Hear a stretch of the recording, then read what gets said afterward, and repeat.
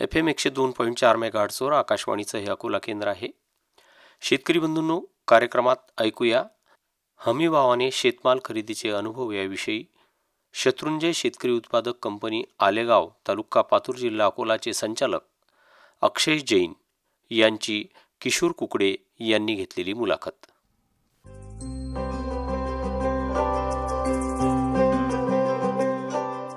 शेतकरी बंधूंनो, जसं एखाद्या पिकाचं उत्पादन महत्त्वाचं आहे, त्याहीपेक्षा महत्त्वाची आहे त्याची मार्केटिंग. आणि जेव्हा एखाद्या वेळेस जर आपल्या शेतमालाचे भाव कमी असले तरी आपल्याला मुख्य आधार जो असतो तो आधारभूत किमती ज्या आहेत आपल्या शेतमालाच्या तर त्या दृष्टीने डाळवर्गीय पिकांचे खरेदी करण्याचा अनुभव असलेले शत्रुंजय शेतकरी उत्पादक कंपनी आलेगाव तालुका पातूर जिल्हा अकोला येथील अक्षय जैन हे आपल्या सोबत आहेत. तर त्यांचे या उत्पादक कंपनी आणि त्यांच्या शेतमाल खरेदी संदर्भात त्यांचे जे अनुभव आहेत, त्यांच्या शेतकरी लाभार्थ्यांना कशाप्रकारे ते या माध्यमातून मदत करतात ते जाणून घेऊया.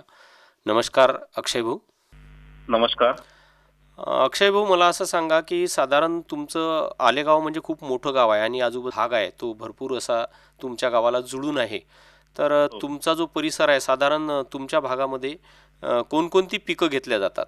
आमच्याकडे आता साधारणतः एक सोयाबीन मुख्य पीक घेतले जाते. हा. त्याच्यानंतर इंटरक्रॉप मध्ये बरेचसे शेतकरी तूर सुद्धा लावणं चालू केलेली आहे. आणि त्याच्यानंतर एक कपाशीचा सुद्धा, पण एक कपाशीचा पेरा एकदम अत्यल्प आहे, पण सुरुवात झालेली आहे. सुरुवात झालेली आहे. आणि मेन क्रॉप आमच्याकडे सोयाबीनच आहे समजा खरीप मध्ये. साधारण म्हणजे टक्केवारीमध्ये जर सांगायचं झालं तर किती प्रमाणात सोयाबीन आहे असं म्हणता येईल तुम्हाला? सोयाबीन साधारणतः 90% मध्ये सोयाबीनचा मेन क्रॉप पकडला जाईल. आणि इतर डाळवर्गीय पिकांमध्ये इतर मग कोणते, तूर आणि हे सोडून आणखी कोणते पिकं तुमच्याकडे होतात? जसं मूग उडीद मोठ्या प्रमाणात होतं. पेरा आमच्याकडे संपलेला आहे आता. मूग उडीद खरीपामध्ये पेरा होत नाही. मुगाचा पेरा आमच्याकडे आता उन्हाळ्यात सुद्धा चालू झालेला आहे. उन्हाळ्यात चालू झालेला आहे. पूर्वी जे परंपरागत आपण खरीपामध्ये मूग उडीद पिकं घ्यायची, ते आता आमच्याकडे साधारणतः संपलेला विषय तो आहे. आता मूग उडीदाचा पेरा हा रब्बी उन्हाळीमध्येच घेतला जातो. बरं, आता तुमची जे शत्रुंजय शेतकरी उत्पादक कंपनी आहे, तर या कंपनीचं स्थापना तुम्ही केव्हा केली? या कंपनीची स्थापना 18/6/2021 ला एक आमचे 10 डायरेक्टर, त्यात साधारणतः नाव घेता येतील अविनाशजी पायगन, शीतल जैन, राजू चव्हाण, राधेश्यामजी शर्मा, रमेश अप्पाजी बीर, अशा सर्व लोकांना सोबत घेऊन आम्ही 10 डायरेक्टर लोकांनी 322 शेतकऱ्यांची सभासद करून ही कंपनी स्थापना केली. तुमचं मग भाग भांडवल किती आहे? आमच्याकडे आमच्या कंपनीचं भांडवल 5,10,000 आहे. तर आता ही जी तुमची शेतकरी उत्पादक कंपनी तुम्ही स्थापन केली, तर तुमचा काय उद्देश होता याच्या मागे? म्हणजे काय साध्य करायचं होतं? कोण्या उद्देशानं तुम्ही हे केली? शेतकरी उत्पादक कंपनी स्थापना करण्याचा उद्देश हाच होता की आमचा भाग एकदम अति दुर्बल भाग आहे, प्रायव्हेट एरिया आहे आणि आमच्या गावापासून कुठले 15 ते 20 किलोमीटर कुठलंही मोठं गाव नाही. त्यामुळे शेतकऱ्यांना त्याचं जीवनमान उंचवण्यासाठी कुठंतरी त्याला चांगली माहिती मिळावी, शासनाच्या नवीन योजना त्यांच्यापर्यंत पोहोचावा आणि त्याला आर्थिक बळकट होईल या दृष्टिकोनातून आम्ही सर्व लोकांनी मिळून 2021 पासून ही कंपनी स्थापना केलेली आहे. आता 2021 पासून तुमची शत्रुंजय शेतकरी उत्पादक कंपनी या भागात कार्यरत आहे. तर मग तुम्ही कोणकोणते उपक्रम त्याच्या माध्यमातून राबवत आहात? त्यात आम्ही आता मेन उपक्रम आमचा पहिले बांधावर खत योजना. शेतकऱ्यांना त्याच्या बांधावर खत मिळावं आणि वेळेत मिळावं यासाठी आम्ही एक बांधावर खत योजना सुरू केलेली आहे. त्याच्यानंतर नवीन ज्या विद्यापीठांनी जाती डेव्हलप केलेल्या आहेत त्या या भागापर्यंत शेतकऱ्यांना मिळत नाहीत, पोहोचत नाही. साधारणतः पोहोचायला 5-5, 10-10 वर्ष लागतात. त्या जातीचं ब्रीडर सीड प्रोडक्शन करून त्या जातीचा पुरवठा शेतकऱ्यांना व्हावा, आमच्या सभासदांना व्हावा, त्यासाठी सीड प्रोडक्शन सुद्धा प्रोग्राम सुरू केलेला आहे. त्याच्यानंतर शेतकऱ्यांना नवीन तंत्रज्ञानाची माहिती व्हावी याकरता शेतकरी सहला मार्गदर्शन शिबिर, त्याच्यानंतर शासनाच्या ज्या आता पोखरा अंतर्गत आमचे गाव बसलेले आहेत त्यांना आपण कसा लाभ घ्यावा त्या बाबतीत सुद्धा मार्गदर्शन आपण सुरू केलेलं आहे. अक्षय भाऊ, मला असं सांगा की तुमच्या भागात मोठ्या प्रमाणात तुम्ही सुरुवातीलाच सांगितलं की सगळ्यात महत्त्वाचं पीक जे आहे ते डाळवर्गीय पीक म्हणजे सोयाबीन आहे. आणि सोयाबीनची विक्री करण्याच्या दृष्टीनं तुम्ही सांगितलं की आम्ही एक दुर्गम भाग आहे थोडा, म्हणजे मोठ्या मार्केटपासून तुम्ही दूर आहात बऱ्यापैकी. तर त्या दृष्टीने मग तुमची कंपनीनं काय पावलं उचलली का? त्या त्या दृष्टिकोनातून आम्ही शेतकऱ्यांचा माल विकण्यासाठी त्याला आपल्या गावात बाजारपेठ तयार व्हावी आणि त्या शेतकऱ्यांना चांगला भाव मिळावा त्यासाठी आम्ही नाफेड अंतर्गत खरेदी योजना जी शासनानं सुरू केलेली आहे त्याचं खरेदी केंद्र सुद्धा मी 2021 पासून इथं उभारलेलं आहे आणि त्याचा बऱ्याच शेतकऱ्यांना लाभ होत आहे. खरेदी केंद्र या ठिकाणी सुरू केलेलं आहे. तुम्ही सांगितलं की 2021 पासून. मागच्या वर्षी पण तुम्हाला मग हे केंद्र म्हणजे याची खरेदी भेटली होती का? हो हो, मागच्या वर्षी सुद्धा आम्ही इथं खरेदी केलेली होती. साधारण किती शेतकऱ्यांना या खरेदी केंद्राचा फायदा घेता आला, म्हणजे किती शेतकऱ्यांनी तुमच्या माध्यमातून नाफेडला तुमचा माल विकलेला आहे? मागच्या वर्षी 3076 शेतकऱ्यांनी माझ्याकडे नोंदणी केली होती आणि या सर्व शेतकऱ्यांनी आमच्या कंपनीला माल विकला. त्यातून 48,376 क्विंटलची आमच्याकडे खरेदी झालेली होती आणि तूर 3936 क्विंटलची खरेदी झालेली होती. त्यातून साधारणतः 722 शेतकऱ्यांना त्या खरेदीचा लाभ मिळाला. आता एवढ्या शेतकऱ्यांना तुम्ही त्या ठिकाणी खरेदीचा लाभ दिला, तर त्याच्यामुळे जी बाजारपेठ होती, म्हणजे तुमचे जे गाव आहे, गाव लेवलला म्हणा की तुमच्या आजूबाजूला, तर इतर ठिकाणी खरेदी केल्या जात होती आणि तुमच्या केंद्रावर खरेदी केल्या जात होती, याच्यात भावात किती तफावत होती? आमच्याकडे पहिले आमच्याकडच्या शेतकऱ्यांना खरेदीसाठी साधारणतः 25 किलोमीटर पातूर शिवाय दुसरा पर्याय उपलब्ध नव्हता. पातूरला खरेदीसाठी न्यावं लागत होतं आणि बरेचसे शेतकरी तिथं माल विकणे तिथं कंटाळून व्यापाऱ्यांना कमी भावात विकायला लागत होता. इथं खरेदी झाल्यामुळे शेतकऱ्यांना मागच्या वर्षी मार्केटमध्ये 4,000 रुपयाचे दर होते. शासनाचे 4,892 रुपये दर होते. साधारणतः 900 ते 1,000 रुपये क्विंटलचा पर क्विंटलचा शेतकऱ्यांना फायदा झाला. म्हणजे तुमच्याशी जुळून जे शेतकरी आहेत त्यांना मार्केटमध्ये दूर खाजगी व्यापाऱ्याला विकायची गरज पडली नाही बऱ्यापैकी शेतकऱ्यांना. बिलकुल पडली नाही. त्या शेतकऱ्यांनी आमच्याकडे नोंदणी केली होती आणि आमच्या कंपनीचे 322च सभासद आहे, परंतु बाकी एक साधारणतः 20 ते 25 गावातल्या आजूबाजूच्या सर्व शेतकऱ्यांना याचा लाभ देण्यात आला. म्हणजे तुम्ही तुमच्या सभासद शेतकऱ्यांपर्यंत मर्यादित न राहता तुमच्या आजूबाजूचे परिसरातले छोटे मोठे शेतकरी आहेत त्यांना पण त्या गोष्टीचा फायदा झाला. बरं, आता याच्यात खरेदी करता तर मग आता शेतकऱ्याला कसं कळवता तुम्ही, म्हणजे प्रक्रिया काय असते याची, की त्याला त्या नोंदणी कशी केली पाहिजे, म्हणजे हे नेमकं काय असते?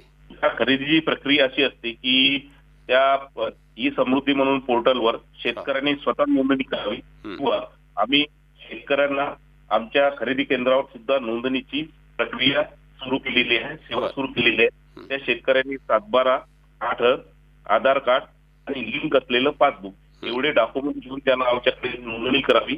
नोंदणी केल्यानंतर साधारणतः 5 ते 7 दिवसानंतर त्याला आपला माल किती दिवसांना आपण आणायचा तसा त्याला मेसेज येतो आणि तो मेसेज आल्यानंतर त्यांना तो खरेदी केंद्रावर आणावा. तो त्या दिवशी साधारणतः ज्या दिवशी त्याला मेसेज आला त्या दिवशी त्या शेतकऱ्याला माल कधी आणला त्या दिवशी त्या शेतकऱ्याचं मोजमाप होते. बरं, याच्यासाठी शेतकरी बंधूंनी कोणत्या दर्जाचा माल तुमच्या खरेदी केंद्रावर आणला पाहिजे? शेतकऱ्यांनी साधारणतः शासनाने जसे निकष ठरवलेले आहे की त्या सोयाबीनचा ओलावा 12% नसला पाहिजे, क्षतिग्रस्त दाणे 3% असले पाहिजेत, माती 2% असली पाहिजे, अपरिपक्व दाणे 3% असले पाहिजेत. अशा FAQ दर्जाचा माल एकदम वाळवून चांगल्या प्रतीचा त्यांना FAQ दर्जाचा माल आमच्याकडे आणणे अपेक्षित आहे.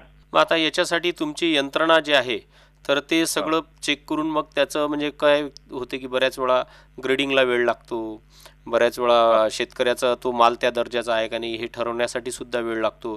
त्याच्यामुळे बरेच शेतकरी खोळंबतात, म्हणजे वाहनं आणून ठेवतात. तर तुमच्या इथं असा काही प्रकार झाला का? मग नाही, आमच्याकडे असे प्रकारच झाले नाही, कारण की आम्ही त्यांना वेळेवर मेसेज दिला जातो आणि साधारणतः 20 ते 25 शेतकऱ्यांनाच रोज मेसेज दिला जातो. त्याच्यामुळे त्या शेतकऱ्याला मुक्कामी राहावं लागत नाही आणि ग्रेडिंगचा जो प्रकार आहे त्या शेतकऱ्यांनी व्यवस्थित आपला माल त्या FAQ दर्जाचा आणला तर त्या ग्रेडिंग मध्ये त्याला त्रास होत नाही, त्याचा माल त्याला परत न्यावा लागत नाही.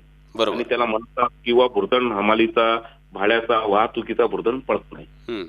मग याच्यात तुमचा बारदाना सगळा तुमचा असते, तुमचे म्हणजे जे मोजमाप करणारे लोक सगळे तुमचे असतात?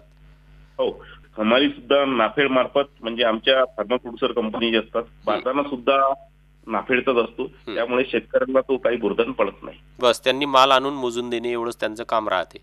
आणि मग तुमच्या जे शेतकरी आहेत ज्यांनी तुमच्या माध्यमातून नाफेडला त्यांचं सोयाबीन विक्री केलं तर त्यांचं मग जे पेमेंट आहे ते कोणत्या पद्धतीनं त्यांच्यापर्यंत पोहोचते?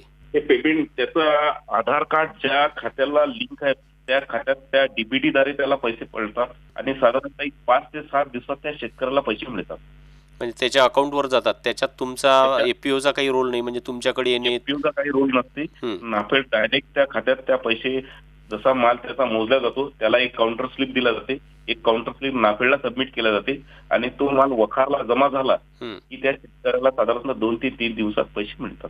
आणि मग याच्यात जे संपूर्ण तुमचे जे शेतकरी होते त्यांचं संपूर्ण मागच्या वर्षीचं पेमेंट पूर्ण शेतकऱ्यांचं त्यांच्यापर्यंत पोहोचलं की काही ठिकाणी अडचणी आल्या? नाही, त्या शेतकऱ्यांचं पूर्ण पेमेंट मिळालं. एकही शेतकऱ्याचं पेमेंट बाकी राहिलं नाही आणि शेतकऱ्याला एक नया पैशाचं पेमेंट मिळालेलं आहे. बरोबर. कुठल्याही शेतकरी आता हे त्रास नाही. एवढी सगळी तुम्ही यंत्रणा चालवता, हे शेतमाल विक्री केंद्र जे चालवल्या जाते, तर याच्यात तुम्ही किती लोकांना रोजगार या ठिकाणी दिलेला आहे मग? यात साधारणतः एक 50 ते 60 लोकांना रोजगार मिळला जातो. एक हा. 5 ते 6 लोक आमच्याकडे कॉम्प्युटर ऑपरेटर, ग्रेडर, त्याच्यानंतर ऑफिशियल वर्कसाठी हा. आणि 30 ते 40 लोक हमाली, हे या सर्व लोकांना 50 ते 60 लोकांना रोजगार मिळाला ग्रामीण भागात. म्हणजे तुमच्या लेवललाच त्या लोकांना रोजगार मिळाला, जे की त्या ठिकाणी नव्हतं अगोदर. नव्हतं. अक्षय भाऊ, आता मला हे सांगा की यावर्षी पण तुम्हाला केंद्र मिळालेलं आहे का? खरेदीसाठी तुम्हाला परवानगी मिळाली या आहे? वर्षी सुद्धा आम्हाला खरेदी केंद्र मिळालेलं आहे. हं. आम्ही नोंदणी सुरू केलेली आहे, पण अद्यापपर्यंत आम्ही खरेदी चालू केली नाही. साधारणतः 2 ते 3 दिवसात खरेदी सुरू करण्याची शक्यता आहे. यावर्षी नाफेडनं आम्हाला निकषात थोडंसं ग्रेडर त्यांनी स्वतः नेमून दिलेलं आहे. हं. त्याच्यामुळे एक 2 ते 3 दिवस वेळ होऊ शकतो. हं. साधारण खरेदी चालू होऊन जाईल. मला एक सांगा की हे तुमच्या कंपनीचं सगळ्यात मोठं काम आहे मला असं वाटते, कारण की तुमचा जो भाग आहे तो मुख्य शहरापासून किंवा मुख्य मार्केटपासून दूर आहे. त्याच्यामुळे दूर. तुमच्या कंपनीनं हे जे पाऊल उचललं हे तुमच्या शेतकऱ्यांसाठी खूप हिताचं आहे. सगळ्या प्रक्रियेमध्ये जे तुम्ही गाव पातळीवर लोकांना रोजगार मिळवून दिला आणि हे सगळं केलं, त्याच्यामुळे तुमच्या कंपनीचे सभासद म्हणजे आणखी आता वाढतील का? हो, निश्चितच.